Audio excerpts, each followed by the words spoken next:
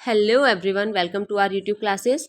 नमस्कार, स्वागत है आप सभी का। आशा करती हूँ कि आप सभी अच्छे होंगे और आपकी तैयारी भी बहुत ज़बरदस्त चल रही होगी। बच्चों, इंग्लिश लैंग्वेज को लेकर के अगर हम लोग बात कर लें तो ये आपके लिए ऑप्शनल रहता है कि आप इंग्लिश चूज़ करेंगे या हिंदी चूज़ करेंगे, ठीक है। तो जिसमें आपको आज मैं 50 प्रैक्टिस क्वेश्चंस लेकर के आई हूँ आपकी यूपी टेट की परीक्षा के लिए। आप किसी मतलब आपके देखिए, नॉर्मल सी बात है, ये बहुत एक स्पेसिफिक बात है कि आपका जो सिलेबस रहता है वो तो सेम ही रहता है, लेकिन अभी हमारा यूपी टेट का एग्जाम है तो हम उसी के पर्सपेक्टिव में अपनी प्रैक्टिस भी कर रहे हैं, क्योंकि हर एग्जाम का अपना लेवल थोड़ा सा चेंज हो जाता है। तो ये 50 क्वेश्चन है और मैं चाहती हूँ कि आप लोग इनको सॉल्व करें और हर क्वेश्चन पे, सही क्वेश्चन पे अपने आप को 1 नंबर और गलत पे अपने आप को 0 नंबर दें। किसी भी प्रकार की कोई नेगेटिव मार्किंग ना रखें।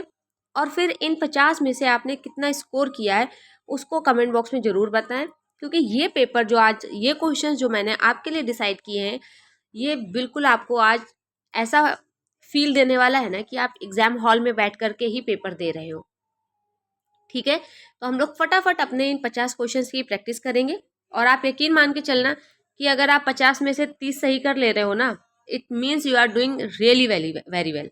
ऑल राइट, तो चलो, she is singing, she is good dash singing, तो she is good at singing, ठीक है। कुछ ऐसे प्रपोजिशंस होते हैं जिनके साथ में आपका एट जो होता है वो हमेशा फिक्स होता है, ठीक है। जैसे कि गुड एट। ऑल राइट, यहाँ पे सिंगिंग की जगह पेंटिंग होता, डांसिंग होता, कुछ भी होता, लेकिन यहाँ पे आपका एट ही रहता। और मैंने कल एक बहुत ही बेहतरीन क्लास आपकी, ये ट्रिक्स वाली, मैं आपको एक झलक उसकी भी दिखा देती हूँ। ये देखिए, ये एक बहुत ही बेहतरीन क्लास जिसमें at, good at, angry, laugh, look, arrive, aim, stare and glance, ये कुछ ऐसे कॉमन वर्ड्स होते हैं जिनके साथ में आपका एट ही आता है एज अ प्रपोजिशन, ठीक है। तो आप लोग प्लीज़ एक बार, अगर आपने इस क्लास को नहीं देखी है तो प्लीज़ इसको जरूर देख लीजिएगा। ये क्लास आपके लिए बहुत ही ज़्यादा सेवियर रहने वाली है। इसी के साथ आगे बढ़ेंगे। He walked dash the bridge to cross the river, तो he walked over the bridge, आपका ऑप्शन नंबर बी जो है वो बिल्कुल सही है।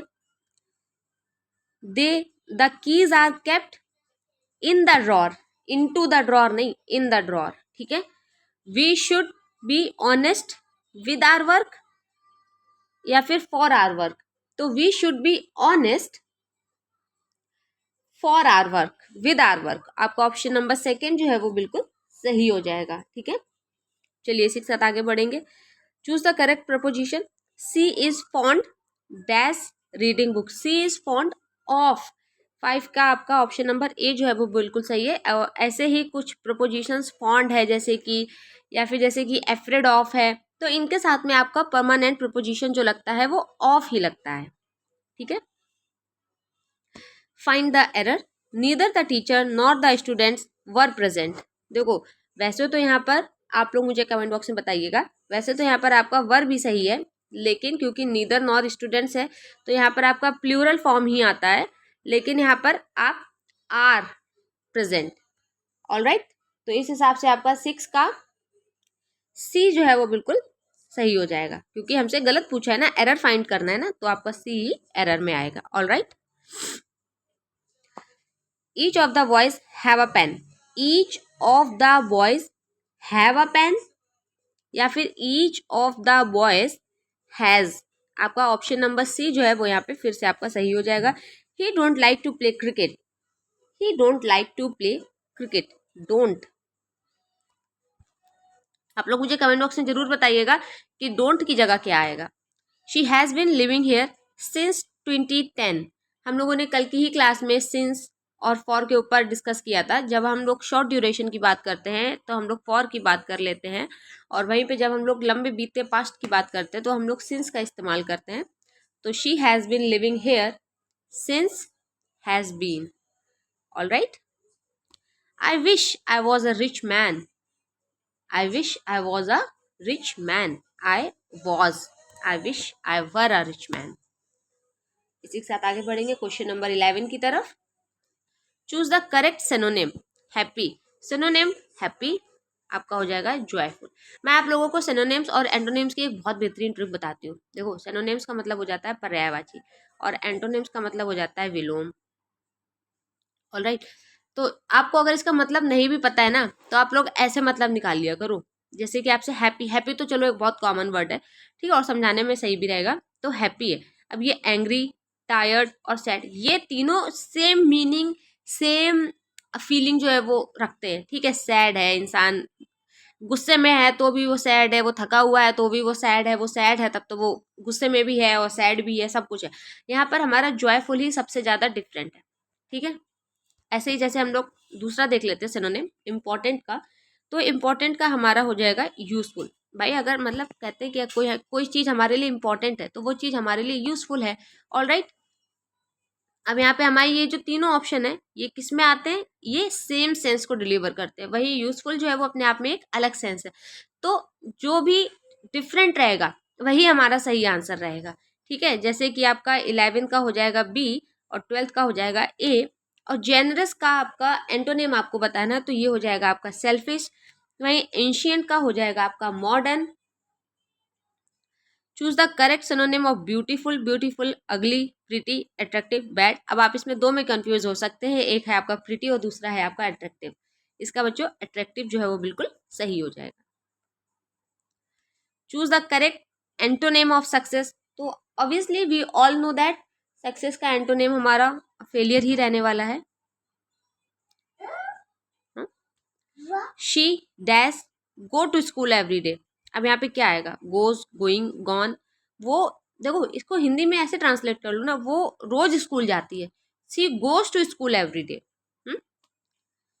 दे dash watch a movie yesterday. अब यस्टरडे की बात आ गई ना, यानी कि कल की बात आ गई, और जब पास्ट की बात आ जाएगी तो watch the movie yesterday. He be a teacher, वह टीचर है, ऐसा तो नहीं कहा गया है कि वो एक जमाने में टीचर था, तो ही इज अ टीचर। आपका ऑप्शन नंबर बी जो है वो बिल्कुल सही है। इसी के साथ आगे बढ़ेंगे। I dash finish my homework already, मैंने अपने होमवर्क को फिनिश्ड कर दिया है। कोई काम हो चुका होता है तो वो पास्ट में आ जाता है।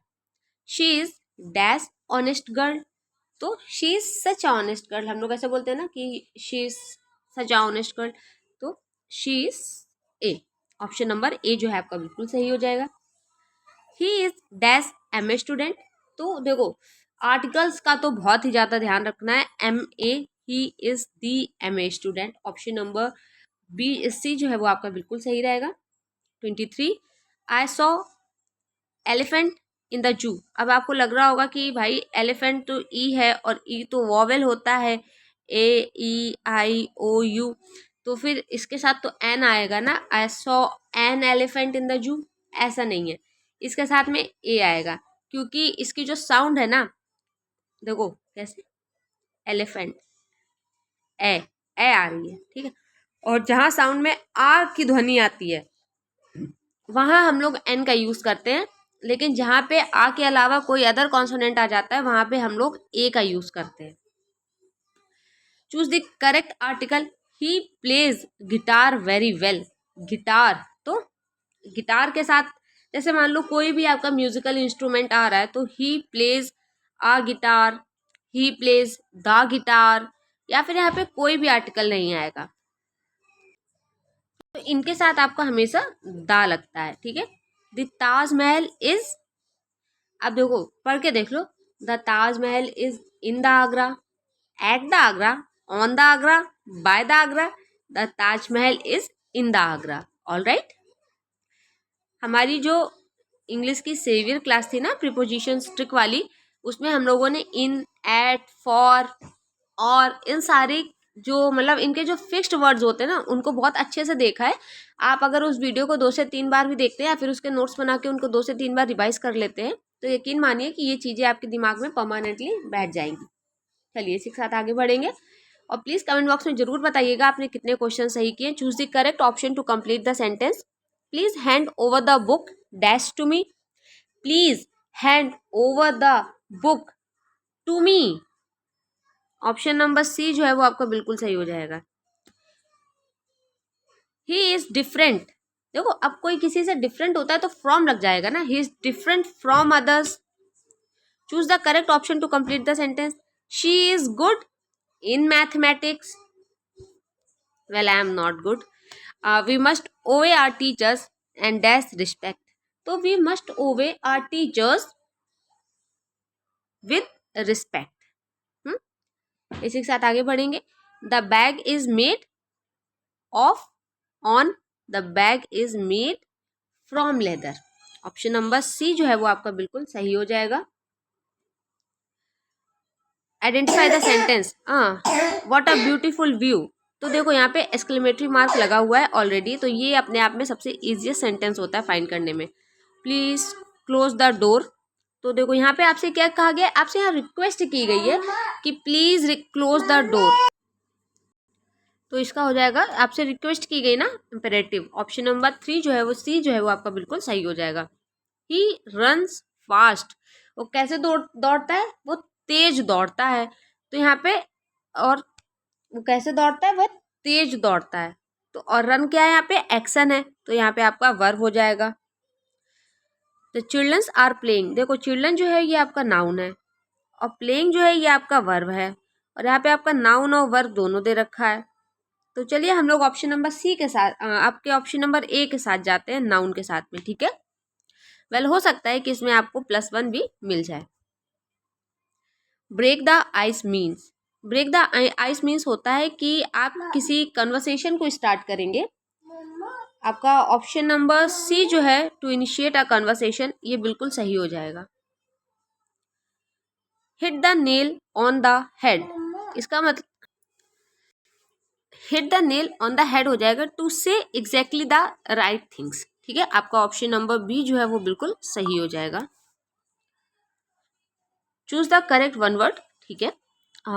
A person who loves humanity, एक पर्सन जो ह्यूमैनिटी से प्यार करता है इज फिलैंथ्रोपिस्ट, आपका ऑप्शन नंबर ए जो है वो बिल्कुल सही हो जाएगा। A device used for measuring temperature, तो ये तो हम लोगों ने साइंस में भी पढ़ा होगा, अगर आप साइंस के स्टूडेंट रहे हैं तो थर्मामीटर, आपका ऑप्शन नंबर बी जो है वो बिल्कुल सही हो जाएगा।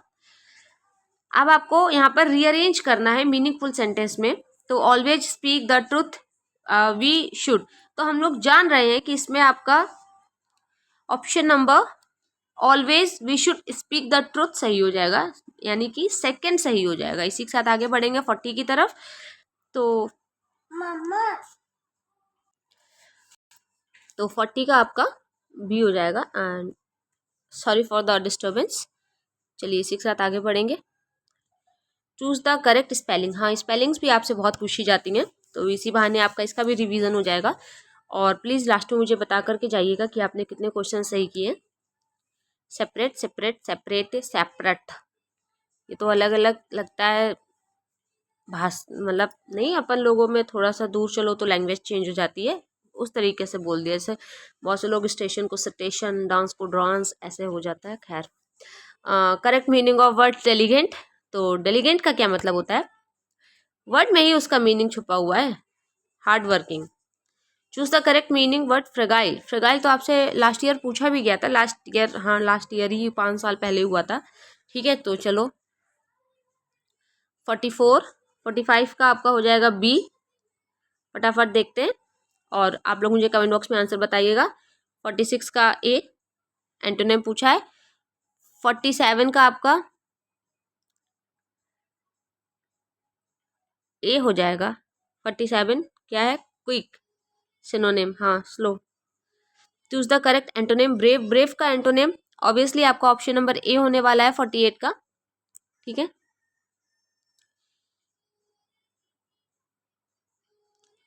और एंटोनिम है क्योंकि विलोम पूछा है 49 का, तो आपको इसको सेंटेंस को चेंज करना है। Change the voice of the sentence, the teacher teach the lesson, तो the lesson is taught by the teacher, आपका ऑप्शन नंबर ए जो है वो बिल्कुल सही हो जाएगा। एक्टिव और पैसिव वॉइस का है।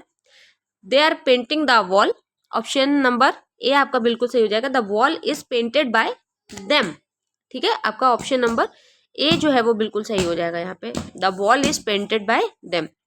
ये हम लोगों ने 50 क्वेश्चंस कवर अप किए और आई थिंक, हाँ वेरी गुड, 15 मिनट्स में 50 क्वेश्चंस को कवर अप किया है।